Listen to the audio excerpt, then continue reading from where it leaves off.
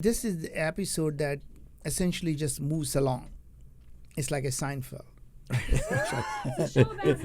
In the taxi? It's about nothing. Welcome to another episode of Moonshots. As you know, every week we bring you an amazing guest with great moonshots. But more than that, they tell you exactly what's their moonshot, how they went about getting to it, and what can you learn from their wisdom. This week is absolutely no exception. This week I'm going to bring you Dr. Stephen Barrie. So Dr. Barrie, what is your moonshot? My moonshot is a continuation of one that's actually been for a long time. So it's a long-running moonshot, and that's really how am I able to impact people's health on a global scale? How can we help change what they know about how to change their health? So just take us back into your journey. Mm-hmm. Where you started, how did you go about doing it, and where you are now? Well, I think like many interesting journeys, you couldn't have predicted the journey, right? The journey started along this little road, and then it ended up being lots of points along the way that you could go down different paths. So I think that's certainly the same for me. So let's go start with the beginning journey. So you are in your career. You decided that you want to really do things that could impact people's life, and you want them to have control of their own health. Mm-hmm. So what did you do? Well, interesting. The first part of that journey was really as a physician seeing patients and giving them a routine lab report from a routine lab, and realizing that patients had no idea what those things meant. And most doctors didn't explain them. If something was abnormal, maybe they would say, oh, you have to worry about this. But no one knew what cholesterol was, or LDL, or HDL, or ALK-Phos, or SGOT. No one had a clue. So really the first step was I provided my patients, when I was in private practice, a little cheat sheet, if you will. These are what all these terms mean. This is why we tested for them. This is why they're important. Very nice. Yeah. So that was the first step. The second step was the realization that these lab tests were just measuring pathology, right? What do they really mean? They were measuring how sick somebody was. They weren't helping me as a physician understand, how do I get this person better? What's the root cause of the disease? I could treat the pathology, right, and maybe get a number to get lower, but I still never addressed why the patient was ill or sick to begin with. Got it. And I started to think about, is there a way for lab tests to do that? And so what did you do? Well, coincidentally, this was a time in the mid-'80s when laboratory equipment testing companies came out with devices that they could put in a physician's office, and you just paid for reagent rentals. You didn't have to buy the machine, but you could do various blood tests, simple blood tests, and have it in your office. Yeah. So we had a very busy practice. We did that. So now I'm thinking, we have a bunch of lab techs around here. What can I do now? Now we have a laboratory in our office, and I realized that stool, feces, what happens in our intestines, had a lot of potential. We all know that people have been talking about disease begins in the gut for thousands of years, but nobody was thinking of a way, how do we quantify that? How do we really take a look at what's happening in the gut? So Dr. Barrie, that's amazing. I mean, if you look at the stuff, today, this thing gut or this microbiome has become a popular term. Right.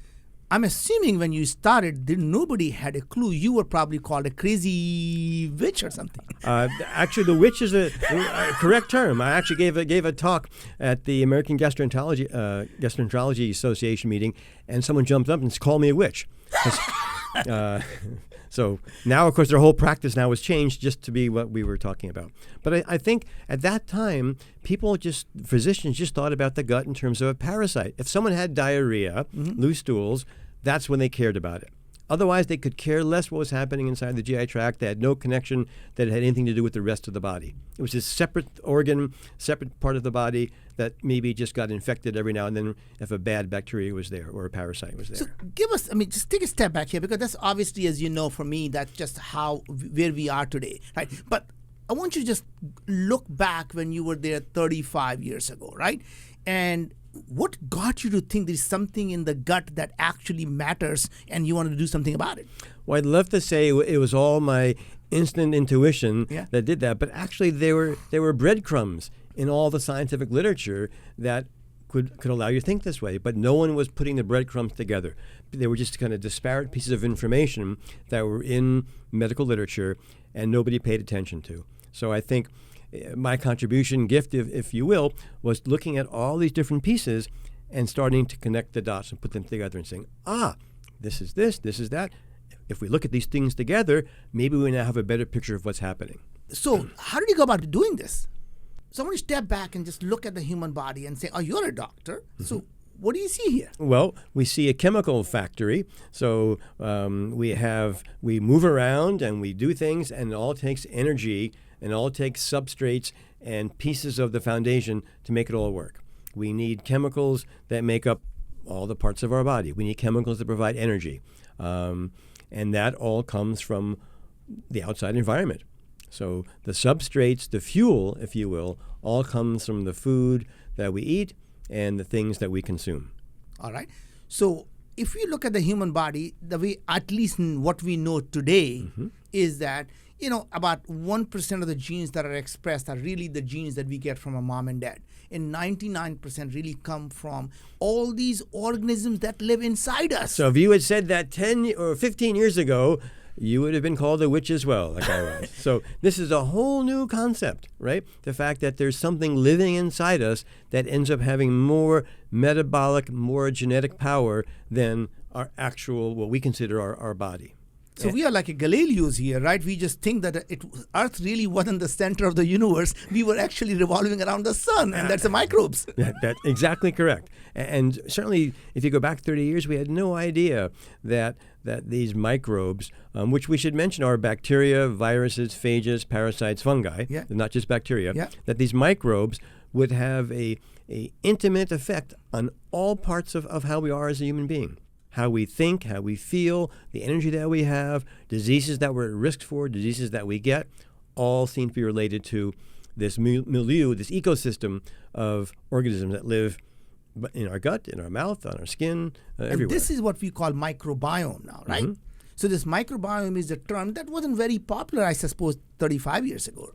No, it wasn't popular, and it was ignored, because even though history knew that that fermented foods, for example, were important to health, modern science ignored it because it didn't seem to be any place for this in modern science, because no one knew what they could do about it. They didn't think it was important, so it just got ignored. So, we always knew the gut health. Now we know the gut health is really the key, whether it is depression or anxiety, your cognitive, your metabolic, cancers even, all of these things really starts in the gut, right? Now, if you start to think about it, when something goes wrong, the body moves from homeostasis to actually in dysbiosis. And this gut dysbiosis, actually the term you invented. Correct. Yeah, I wrote the first papers in the mid 1980s on dysbiosis. So that the dysbiosis means an imbalance of the normal flora. So homeostasis, we normally, when we're healthy, we have a balanced microbiome flora. And it changes a little bit based on diet and if we travel and stuff like that, but it remains the same, providing all the healthy substrates for our body. When it gets imbalanced due to perhaps taking of antibiotics, excess stress, excess travel, a rapid change in diet, when that happens, then this becomes unbalanced, and now these microbiomes start producing different chemicals, either start or stopping producing chemicals that they should be.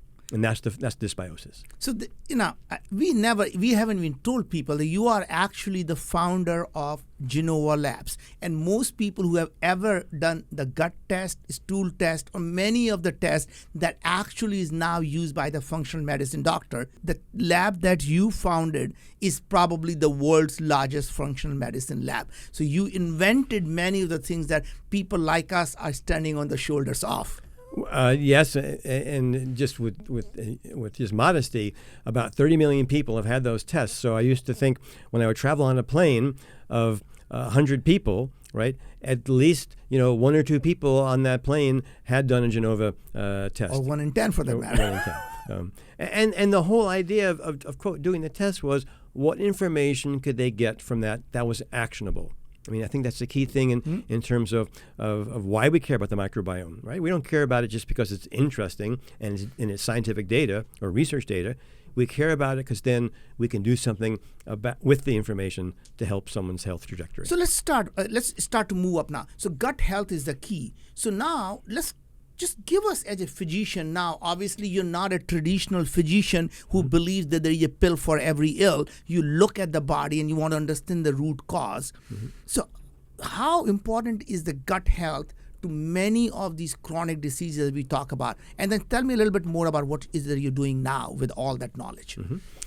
It turns out that the gut health, and that's a good way to describe it, is dramatically important to virtually every chronic disease. So whether you're talking about Alzheimer's, Parkinson's, autism, asthma, food allergies, various kinds of cancer, colon cancer, irritable bowel disease, IBS, obesity and diabetes, whatever you're talking about, amazingly, there is a connection. And the connection is what starts in the gut. And that's the information that just really in the past probably 8 years that the medical research has come up with. So that provides this incredible opportunity. Now that we know that, now that we know it's all connected, right, what do we do with it? Mm-hmm. So what do you do? Glad you asked. What we do is we understand now what that is through something called metatranscriptomic sequencing. What does that mean? We take a look at not just who's there and who's not there. We take a look at what they're doing, how they affect gene expression. So how do they affect our body? And what things do they turn on? What things do they turn off? With that knowledge, we can then, through artificial intelligence and machine learning, understand how to change that. And we do that through modification of what someone eats and through perhaps pre and probiotics and fiber and supplements and things like that. So obviously, when you started this lab, you were extremely successful, and then you decided that you probably want to retire, but that did not quite happen, right? Well, I've retired 3 times. So tell us about those 3 times, how you retired, and then what did you end up doing? So the first time I retired, the company was very successful, and I'd been doing it for 20 years, and I was tired and just wanted to take a rest and maybe do some writing and things. I did that for a little bit in the early 2000s, and then the Chinese government heard that I was kind of, quote, retired, and they asked me to come over and help them kind of reestablish a new healthcare system in China, establish a functional medicine lab and about 50 clinics throughout China, and really implement the way that the Chinese people could now have a healthcare system that combined Western healthcare and traditional Chinese medicine healthcare, combined the best of both worlds. And that was a very successful project, and it's all been changing in China now. And so I decided to retire again and move back to the United States. I had heard about a company called Microbiome. I actually knew the chief medical officer there and knew that they were doing some very groundbreaking work and kind of taking the foundation that I and other colleagues had started 30, 40 years ago, and using the new technology and new insights were able to take it to the next step, where now they could really understand how to change chronic disease and how to make chronic disease an option. And so when I heard about that and met actually the founder and CEO who's sitting across over here. You remember the phone call? I remember the phone call. I said, well, I guess I'm not retired again, right? I guess I'm back out of retirement. Because the opportunity to really make such a difference and change people's lives all over the globe is what I'm about, and a lot of people at Viome are about. That's why we're here. Well, as you know, Stephen, we are fortunate to have you in the company because your wisdom, your knowledge, and the fact is, any which way you look at it, you are the founder or the grandpa of this whole industry about the microbiome. Can I be the young grandpa? Can you be 25 years old and be a grandpa? That's what I want to know. Maybe. Well, with a healthy microbiome, I guess I can be, right? Yeah. Obviously, other than this work stuff, I've heard some great things, the things you have had in life, that's some great fun stuff. So I want to hear about some of the fun stories along the way in your journey. Well, I consider myself a very blessed, lucky person. I've met interesting people, done amazing travels. I've been to about 70 some odd countries in the world.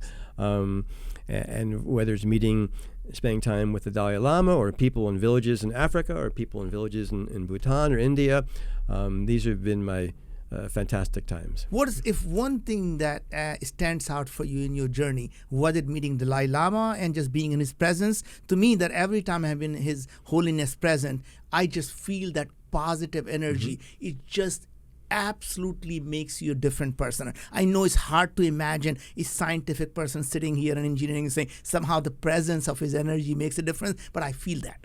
Well, actually, I just describe it to people.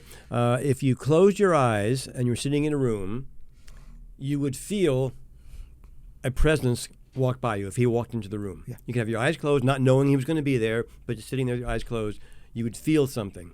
And hard to define scientifically, obviously, but it's very real, for sure. I can share you one quick, interesting story. A friend of mine had been to a country called Bhutan, Yes. and he told me about it, and I was very excited to hear about it. It's the last, Buddhist kingdom in the world. And he described an incident that he said he went into this inner monastery that no Westerner had been before, that was 800 years old, and he felt an energy. He said he couldn't get into the room. And I didn't really know what that meant, and okay, fine. A few years later, I had the opportunity to go and visit that same monastery, and we started walking this inner sanctum where they've been meditating the same meditation prayers, chanting for like 800 years. We couldn't walk into the room. There was a force. We had to walk in sideways.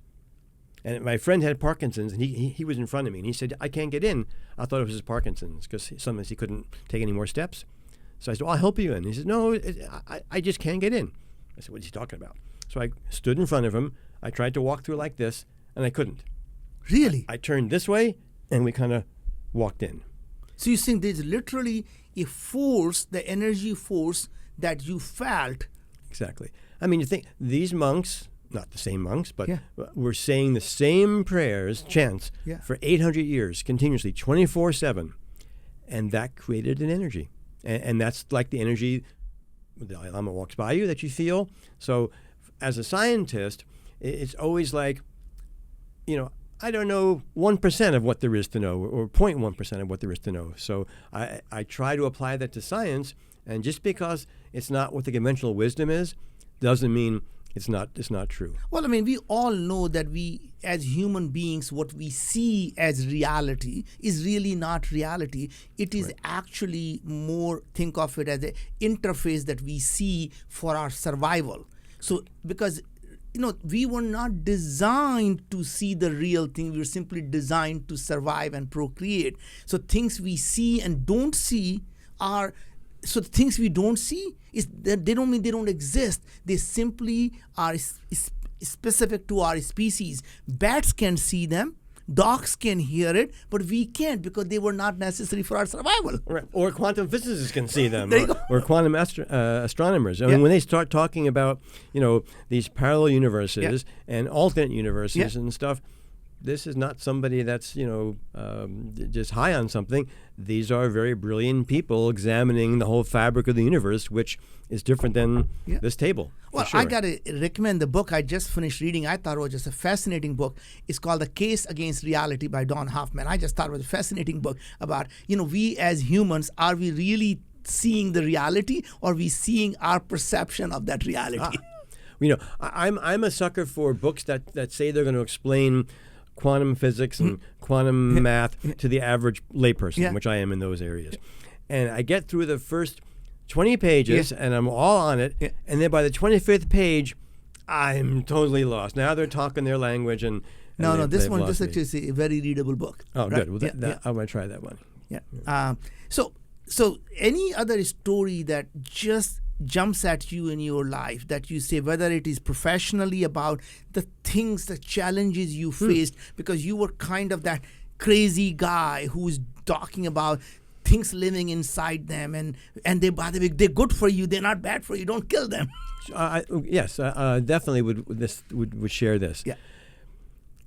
I had an inner belief in what I was doing and what I was sharing was right. Yeah. Okay. Whether that came from science, what I read, and it came from my intuition, came from my upbringing and background. There was this inner belief. So the obstacles that came up along the way, I mean, being called a witch was the simple one. There were certainly many more significant obstacles along the way from a business point of view. What got me through and made me committed to keep on going and not just saying, oh my God, this is too much, it's too stressful or whatever, was the belief that what I knew I was doing was going to help a lot of people. And it was, in my paradigm, it was the right thing to do. So that's what allowed me to have the energy to keep on climbing up, getting pushed down, climb up again, getting pushed down, etc. Many times. So I think being a successful entrepreneur, and I've done it 3 times now, doesn't mean you don't have any challenges. If you're successful, you have a lot of challenges. It's how do you get through those challenges? I mean, I used to tell the employees at Genova, I said, if someday the federal government says labs are outlawed, right? Yeah. And labs are outlawed. We don't like labs. They're all outlawed. We would still have a business because we've got now 1,000 people here who are smart. We'll figure out what to do. We'll create something else because of the team of people you put together is what allows the company to be successful. And they all believed in the same mission as well. Well, I mean, we all as an entrepreneur know that if you're not obsessed with your mission, every hurdle looks like is not crossable. Right. And when you really believe in what you're doing, every hurdle looks like a tiny speed bump that you know eventually you'll get over it. Right. And it's okay if you're the only one at times that are believing in it as well. Because if you think about every change in society was through a person having a new idea that was different than the paradigm that existed at the time. Everybody was always alone in all the changes of humanity, whether it was art or music or science or mathematics or anything. That the person who helped the world shift at the beginning was just by themselves. Yep. And no one else understood them. Well, it's like at the humanity, if you look at the bell curve, most people are in the middle. They think like everyone else, they behave like everyone else, and they are like everyone else. Right. It is the people on the edges that we call the crazies are the ones who end up thinking differently, and everyone thinks not only they're different, they're absolutely crazy.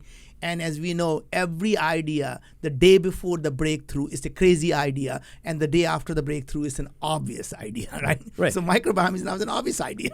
Right. And I think getting back to microbiome, what's exciting, I think, for the world is that if we look out 10 years, we don't know exactly how it's going to look, but we do know the fact that the microbiome will be the linchpin of all healthcare. That healthcare within 10 years, everybody involved in that system will somehow be involved with the microbiome, analyzing it, using it for intervention, whatever. But what is really fascinating, if you think about it, that we have this, the Earth-centric view that we were the center of the universe and that every planet revolves around Earth. And we have the same belief in the human body, that somehow we humans are the center of the universe and everything revolves around us. What we don't realize is we live in the world of microbes. We are the anomalies. I mean, if you look at the things, they are trillions, there are 40 trillion inside each one of us. But if you look at this big picture of the just Earth, there are more microbes on Earth than there would be any. Well, quadrillions or whatever. Well, I mean, so when we talk about the microbiome, there's a microbiome of the planet. Yeah. So these microbes live in the air, the soil, the water, and they're absolutely essential to the survival of the planet. Yeah. So they're not just invading species. They're what help plants grow and resist disease. So they're everywhere. And again, they're everywhere. I mean, we live in their world. We are the parasite. If you think from their perspective, we are the invaders. We are the ones that are living in their world, disturbing their world. Exactly. And as we've discussed, in terms of humans, it turns out that these microbes actually do a lot more controlling of us than we ever thought was possible. And I think most people probably just miss that point here, right? What happens in our gut, they literally release the metabolites that impact our emotions, our mood, our behavior, our thinking. To some extent, what you're really seeing here is they control who we are. And one won't be surprised if we learn that we really evolved for them, by them, for their benefit. Right. Well, this control you're talking about, it's for them. Yeah. I mean, they're producing these chemicals for them. Yeah. They're saying eat more sugar for them, not because they care about us, the host. They want the host to survive. But exactly, and this is a whole reversal of the way we thought. Earth. Yeah. It just went like that, right?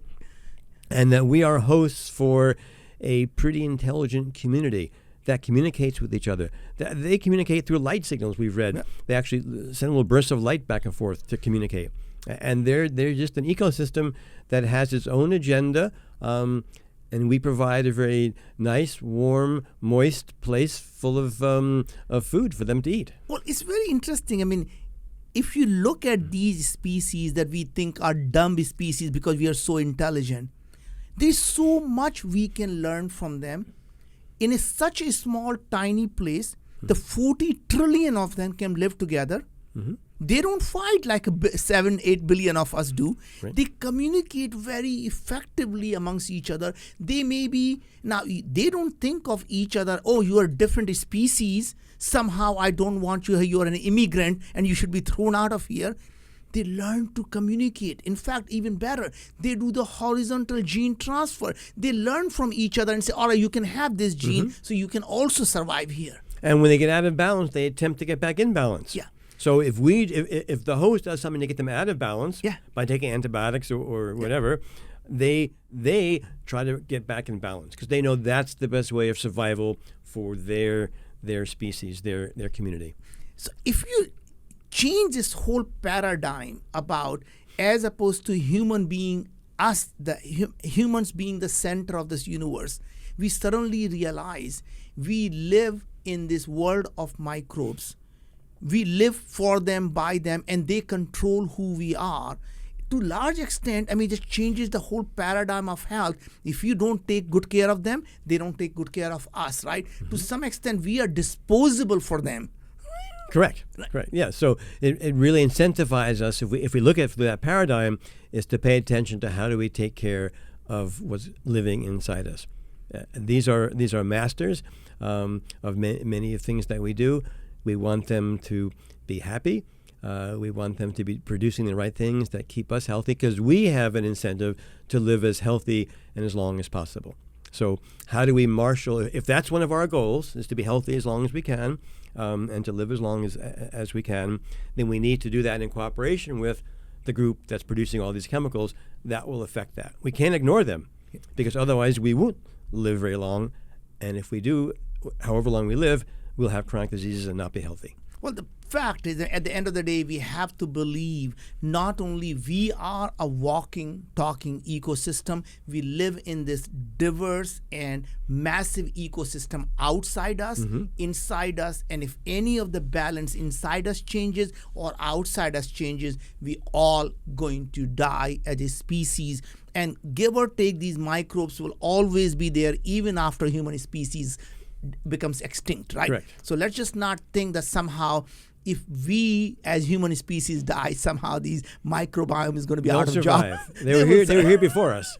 And by the way, they survived through the extinction of dinosaurs. Right. Right. And I mean, you just brought up, I think, a very important point because you took this symbiosis, if you will, beyond just inside us, but around us. So it really emphasized the importance of how we look at our environment and what we're doing to the planet in terms of things that are not growing, species that are disappearing. Or pesticides we're using killing these microbes in the environment and the food. Right. So it's an ecosystem that really, for ours, let's be egotistical in a sense, or our survival, which you and I both care about. Okay, that depends on how well we interact with everything else. Well, it's just a fact. Well, Dr. Barrie, this has been just absolutely the most fascinating. We could talk for hours. We could. And maybe would you consider coming back again and maybe have another chat? Yeah. Thank you very Good. much. Thank you. Thank you.